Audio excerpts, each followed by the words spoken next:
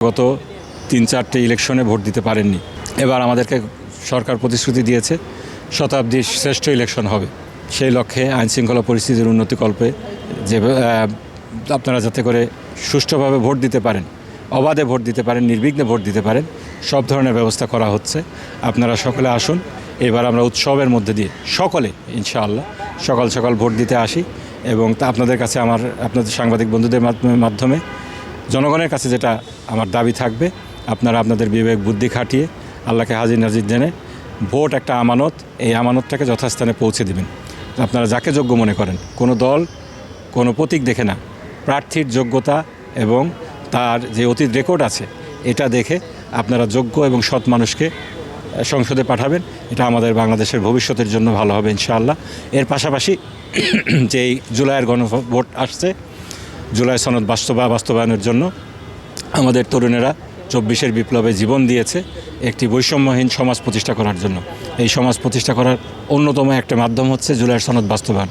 এই লক্ষ্যে ভোট আপনারা দিয়ে জয়যুক্ত করবেন, এই আশা আপনাদের কাছে ব্যক্ত করছি এবং আপনাদের কাছে দোয়া চাচ্ছি। সার্বিক পরিস্থিতি যেটা আমাদের দেশের মানুষের সাথে, আমাদের সাথিয়া, বেড়া, সুজানগর, গোটা পাবনা, তারাও দীর্ঘদিন ভোটাধিকার প্রয়োগ করতে পারেনি, যার কারণে ভোটের ঘোষণা যখন আসলো, এই সরকারের ম্যান্ডেট তো ছিল ৩টা: বিচার, সংস্কার আর নির্বাচন।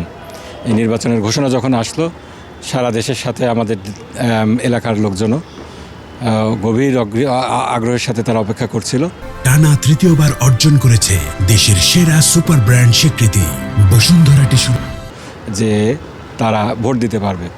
কিন্তু আনফর্চুনেটলি আমরা দেখলাম ইলেকশন কমিশন একটি ঠুনকো অজুহাতে, আমি বলবো মিথ্যা অজুহাতে, তারা ইলেকশনটা একসময় স্থগিত করে দিল। তারা বলল সুপ্রিম কোর্টের নির্দেশনা অনুযায়ী তারা নির্বাচন স্থগিত করেছে। তখন আমি ব্যক্তিগতভাবে একটা মামলা দায়ের করলাম সুপ্রিম কোর্টে। সেখানে আমার দরখাস্তে যেটা ছিল যে সুপ্রিম কোর্টের একটা আদেশের ভুল রেফারেন্স দিয়ে ইলেকশনটাকে স্থগিত করা হয়েছে। আমাদের কথাটাকে election commission Bangladesh supreme court আমলে নিলেন প্রধান বিচারপতি এবং এরপরে আদেশটা দিলেন যে ভোট ১২ তারিখেই হতে হবে এবং এই লক্ষ্যে যা করা দরকার ইলেকশন কমিশনকে তাই করতে হবে।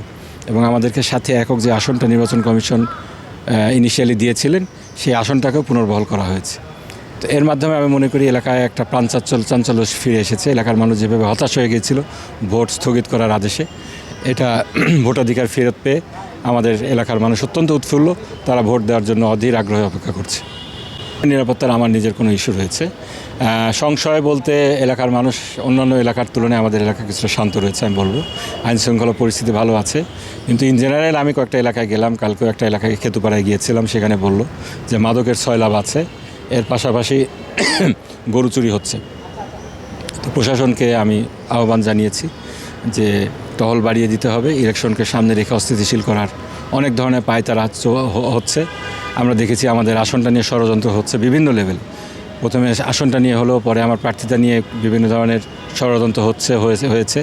এখন যদি আইনশৃঙ্খলা পরিস্থিতি একই কারণে যদি অবনতি ঘটে, এটা এলাকার জন্য, আসলে এলাকার মানুষের জন্য অত্যন্ত দুঃখজনক হবে।